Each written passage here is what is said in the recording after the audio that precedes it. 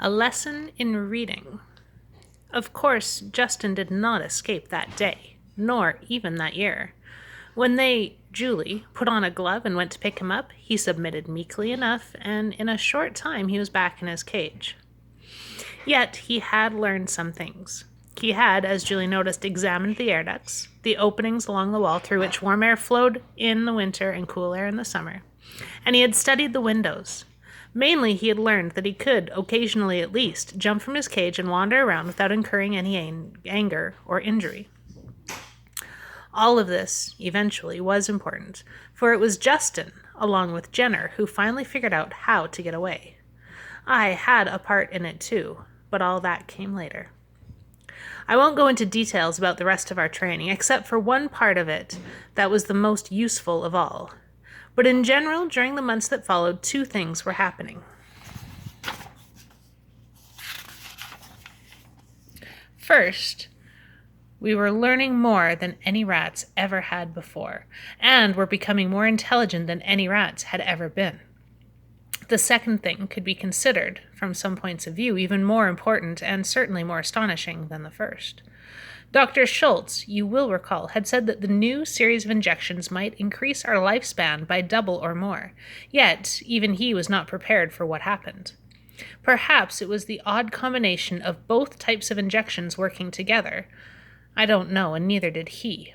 But the result was that, as far as he could detect, in the A group, the aging process seemed to stop almost completely.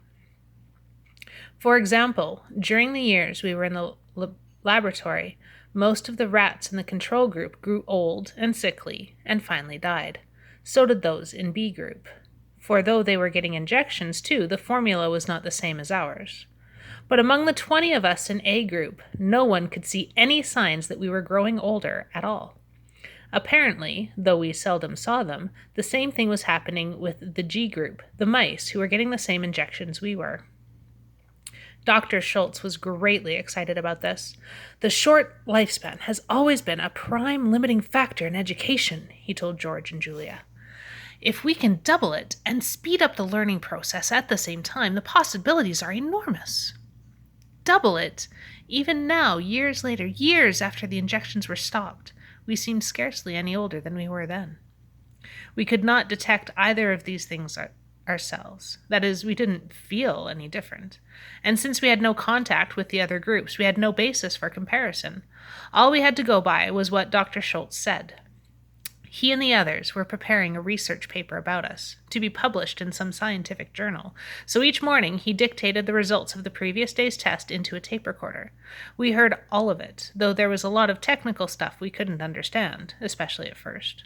Until the paper was published, he kept reminding George and Julie of this, the whole experiment was to be kept secret. One important phase of training began one day after weeks of really hard work at the shape recognition that I mentioned before. But this was different. For the first time, they used sounds along with the shapes, and pictures, real pictures we could recognize. For example, one of the first and simplest of these exercises was a picture, a clear photograph of a rat. I suppose they felt sure we would know what that was. This picture was shown on a screen with a light behind it. Then, after I had looked at the picture and recognized it, a shape flashed on the screen under it, a sort of half circle and two straight lines. Not anything I had seen before. Then the voices began. R, R, R. It was Julie's voice, speaking very clearly, but it had a tinny sound. It was a record. After repeating R a dozen times or so, that particular shape disappeared and another one came on the screen, still under the picture of the rat. It was a triangle with legs on it, and Julie's voice began again. A, A, A. When that shape disappeared, a third one came on the screen. This one was a cross. Julie's voice said, T, T, T. Then all three shapes appeared at once, and the record said, R, A, T, rat. You will already have recognized what was going on. They were teaching us to read. The symbols under the picture were the letters R-A-T. But the idea did not become clear to me, nor to any of us, for quite a long time, because, of course, we didn't know what reading was. Oh, we learned to recognize the shapes easily enough, and when I saw the rat picture, I knew straight away which symbols would appear beneath it. In the same way, when the picture showed a cat, I knew the same shapes would appear, except the first one would be a half circle, and Julie's voice would repeat, C, C, C. I even learned that when the photograph showed not one, but several rats, a fourth shape would appear under it, a snaky line, and the sound with that one was S, S, S. But as to what all this was for, none of us had any inkling. It was Jenner who finally figured it out. By this time, we had developed a sort of system of communication, a simple enough thing, just passing spoken messages from one cage to the next, like passing notes in school. Justin, who was still next to me, called to me one day. Message for Nicodemus from Jenner. He says important. All right, I said, what's the message? Look at the shapes on the wall next to the door. He says to look carefully. My cage, like Jenner's and those the rest of A group, was close enough to the door so I could see what he meant. Near the doorway was a large piece of white cardboard fastened to the wall, a sign. It was covered with an assortment of black markings to which I'd never paid any attention, though they had been there ever since we arrived. Now, for the first time, I looked at them carefully, and I grasped what Jenner had discovered. The top line of black marks on the wall were instantly familiar. R-A-T-S. As soon as I saw them, I thought of the picture that went with them, and as soon as I did that, for the first time, reading. Because, of course, that's what reading is, using symbols to suggest a picture or an idea.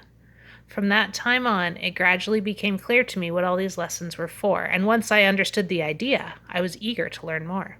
I could scarcely wait for the next lesson, and the next. The whole concept of reading was, to me at least, fascinating. I remember how proud I was when months later I was able to read and understand the whole sign. I read it hundreds of times, and I'll never forget it. Rats may not be removed from the laboratory without written permission. And at the bottom, in smaller letters, was the word NIMH. But then a puzzling thing came up, a thing we're still not sure about even now. Apparently, Dr. Schultz, who was running the lessons, did not realize how well they were succeeding. He continued the training with new words and new pictures every day, but the fact is, once we had grasped the idea and learned the different sounds of each letter stood for, we leaped way ahead of him. I remember, well, during one of these lessons, looking at a picture of a tree. Under it, the letters flashed on, T-R-E-E. But in the photograph, though the tree was in the foreground, there was a building in the background and a sign near it.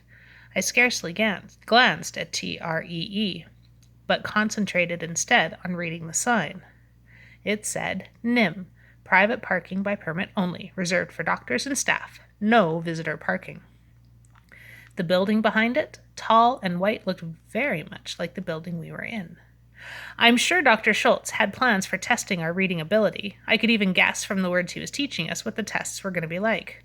For example, he taught us left, right, door, food, open, and so on. It was not hard to imagine the test. I would be placed in one chamber, my food in another. There would be 2 doors and a sign saying, for food, open door at right, or something like that. Then, if all of us moved unerringly towards the proper door, he would know we understood the sign. As I said, I'm sure he planned to do this, but apparently he did not think we were ready for it yet. I think maybe he was even a little afraid to try it, because if he did it too soon, or if for any other reason it did not work, his experiment would be a failure. He wanted to be sure, and his caution was his undoing. Justin announced one evening around the partition, I'm going to get out of my cage tonight and wander around a bit. How can you? It's locked. Yes, but did you notice along the bottom edge there's a printed strip? I had not noticed it. I should perhaps explain that when Dr. Schultz and the others opened our cages, we could never quite see how they did it. They manipulated something under the plastic floor, something we couldn't see. What does it say? I've been trying to read it the last 3 times they've brought me back from training. It's very small print, but I think I finally made it out. It says, to release door, pull knob forward and slide right. Knob. Under the floor, about an inch back, there's a metal thing just in front of the shelf. I think that's the knob, and I think I can reach it through the wire. Anyway, I'm going to try. Now?